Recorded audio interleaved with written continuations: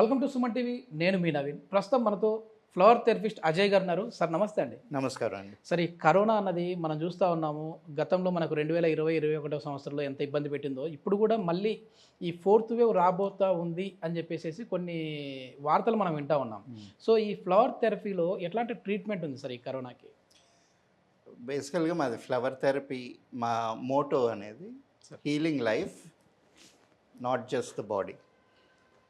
So ఒక holistic solution వెతుక్కోవాలి. Yes yes yes. ఇప్పుడు కరోనా ఫస్ట్ది వచ్చింది, ఓకే, చాలా విరులెంట్ స్ట్రెయిన్. తర్వాత ప్రతిసారి అది మార్పు చెందుతూ వస్తుంది. So any other flu virus, అంటే ప్రతి సంవత్సరం పిల్లలకు జలుబు చేస్తుంటుంది, మనకి జలుబు చేస్తుంటుంది. సో ఎప్పుడైనా కానీ ఆ ఫ్లూ వైరస్ అనేది వస్తూనే ఉంటుంది. అవును సార్. దానిలోని శరీరానికి దాన్ని తట్టుకునే శక్తి లోపల నుంచి డెవలప్ అవ్వాలి. అది బేసిక్ కాన్సెప్ట్ అండి. Yes yes. సో ఇప్పుడు కరోనా ఫస్ట్ వేవ్ ఆల్రెడీ వచ్చింది, సెకండ్ వేవ్ వేరియంట్గా వచ్చింది, అయిపోయింది. ఇప్పుడు మళ్ళీ థర్డ్ వేవ్, ఫోర్త్ వేవ్, అంటే మన బాడీ ఇంకా అడాప్ట్ అవ్వలేదు దానికి. అందుకని జనాలు ఇబ్బంది ఫీల్ అవుతున్నారు. అదే ఆ వచ్చిన టైంలోనే బాడీ దానికి అడాప్ట్ అయిపోయి ఒక పర్టికులర్ యాంటీబాడీని బాడీ తయారు చేసుకొని ఉంటే ఈ ఫోర్త్ వేవ్కి ఎంత భయపడాల్సిన అవసరం లేదు. ఫ్లవర్ థెరపీలో ఎట్లాంటి ఫ్లవర్స్ని యూజ్ చేస్తూ ఉన్నారండి? మేము బేసికల్గా మనకి వేదాల్లోని వాటిలో చెప్పినవి, ఇప్పుడు అర్జున అని ఒక వృక్షం ఉంటుంది. ఓకే. దాని ఫ్లవర్స్ బాగా పనిచేస్తుంది అమ్మవారికి వైరల్ ఫీవర్స్కి, లంగ్స్. ఇప్పుడు కరోనా వల్ల మెయిన్ లంగ్స్ డ్యామేజ్ అవుతుంటాయి కదా, లంగ్ కెపాసిటీని బిల్డ్ చేయడానికి వాటికి. అలాగే ఇమ్యూనిటీని పెంపొందించడానికి మనకు అందరికీ కామన్గా తెలిసిన తిప్పతీగ, ఆ ఫ్లవర్స్ ఉంటాయి. అలాగే ఇంకొక 2-3 రకాలు మొక్కలు, అంటే ఇమ్యూనిటీని పెంపొందించేవి. గంధ తులసి అని ఒక రేర్ ప్లాంట్ ఉంటుంది, అది లంగ్స్ కెపాసిటీని పెంచుతుంది.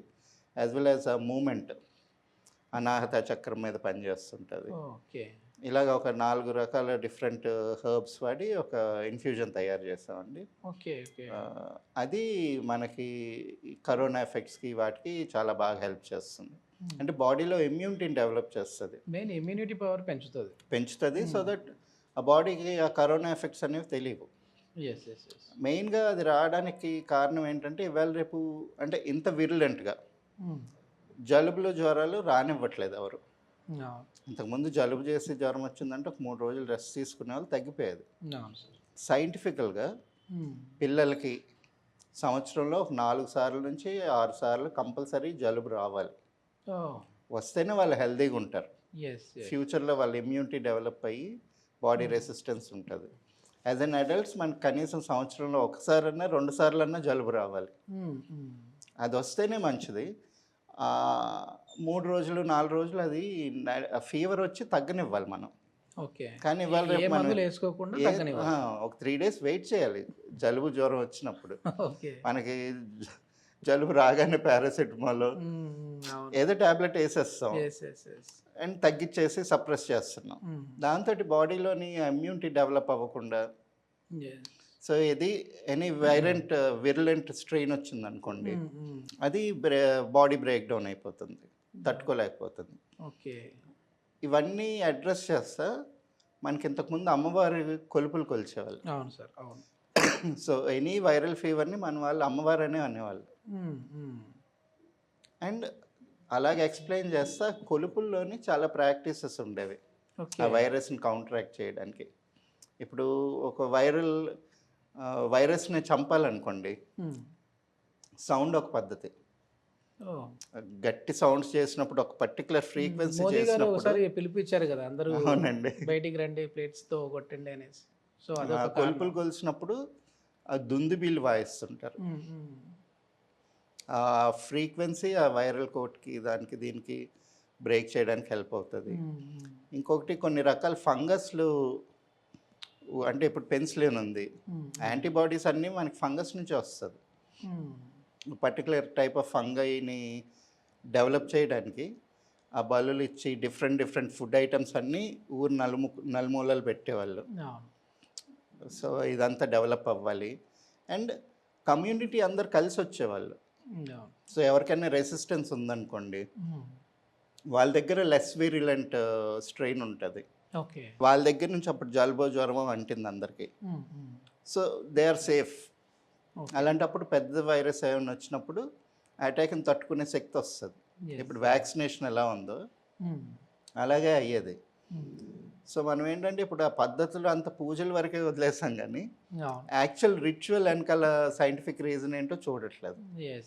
సో ఇప్పుడు కరోనాకు కూడా అంతేనండి. అంటే ఆల్రెడీ మన బాడీలో ఇమ్యూనిటీని డెవలప్ చేసుకుంటే ఈ ఫోర్త్ వేవ్ గురించి అంత వరి అవ్వాల్సిన అవసరం లేదు మనకి. ఈ లిక్విడ్ ఎట్లా తీసుకోవాలి సార్? అంటే మీరు చెప్పిన ఈ ఫ్లవర్ థెరపీలో ఉన్న మేము డెవలప్ చేసిన లిక్విడ్ కరోనా కోసం ఇది సింపుల్ టు యూజ్ అండి.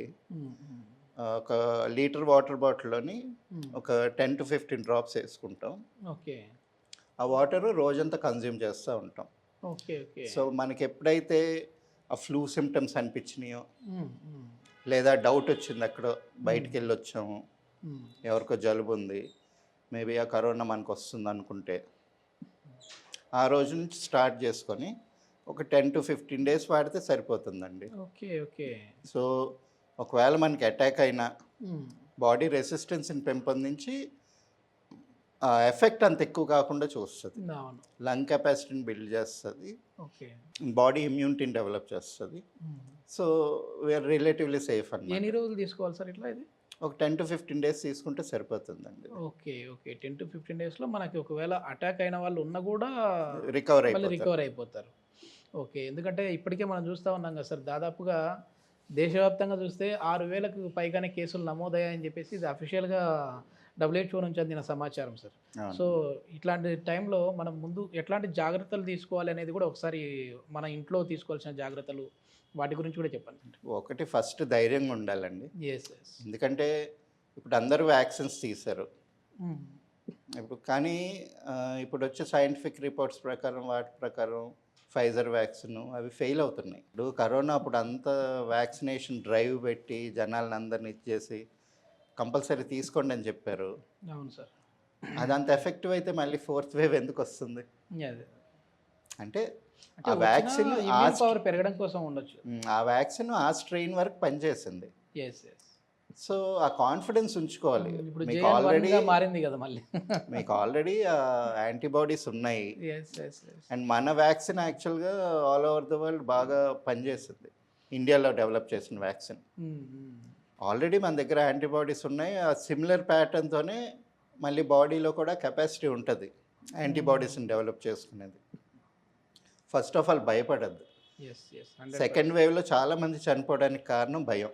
కరోనా వచ్చింది, అమ్మ బెడ్లు దొరకవేమో అది ఇది అని చెప్పేసి టెస్టులకి అని చెప్పి పరుగులు తీసి స్ట్రెయిన్ అయ్యి ఓవర్ స్ట్రెయిన్ అయ్యి ఆ టెన్షన్ ఆ స్ట్రెస్ వల్ల చాలామందికి ఎఫెక్ట్ అయిందండి. ఓకే. సో మనం ఇంట్లోనే ఉండి కొంచెం తులసి ఆకుతోటి అంటే లంగ్ కెపాసిటీని పెంపొందించేది. మళ్ళీ మన ఈ పసుపు కొమ్ము ఉంటుంది కదండి, కొంచెం పసుపు కొమ్ము కాల్చి ఆ పొగ వాసన చూసినప్పుడు కూడా మన లంగ్స్లోని ఏదైనా వైరస్ కానీ ఏదైనా ఉన్నా కానీ అది లూజ్ అయిపోతుంది. అక్కడ అతుక్కోలేదు, దానికి సర్ఫేస్ ఏరియా దొరకదు. ఓకే. సో ఇలాంటి యాంటీబయాటిక్స్, ఇంట్లో రెగ్యులర్గా చేసుకున్న కషాయాలు అవన్నీ తీసుకుంటే కొంచెం రిలాక్స్డ్గా ఉంటే ఇంట్లోనే మనం తగ్గించుకోవచ్చు. ఇంకొకటి తిప్పతీగ సత్తు. ఓకే. తిప్పతీగ అనేది మనకు కామన్గా దొరుకుతుంది. సో స్టెమ్స్ నుంచి చేసిన లిక్విడ్ కానీ దాని పవర్ ముందు నుంచి ఉన్నా కూడా ఈ కరోనా టైంలో అది చాలా హైలైట్ అయిపోయింది. అంటే జనాలకి అప్పుడు నిజంగా బెనిఫిట్ తెలిసింది. మనకి ఎక్కడ వెస్ట్రన్ మెడిసిన్స్ ఏవి ఇచ్చినా కూడా పని చేయట్లేదు. అవును. కానీ తిప్పతీగ మనకి ఎప్పటి నుంచో అవైలబుల్ ఉన్నది. అప్పుడు జనాలు నిజంగా దాని ఎఫెక్ట్ చూసారు, లేకపోతే అది పిచ్చి మొక్కనే అనుకునేవాళ్ళు కదా ఇప్పటిదాకా. ఓకే సార్, చాలా మంచి ఇన్ఫర్మేషన్ సార్. థ్యాంక్ యూ అండి.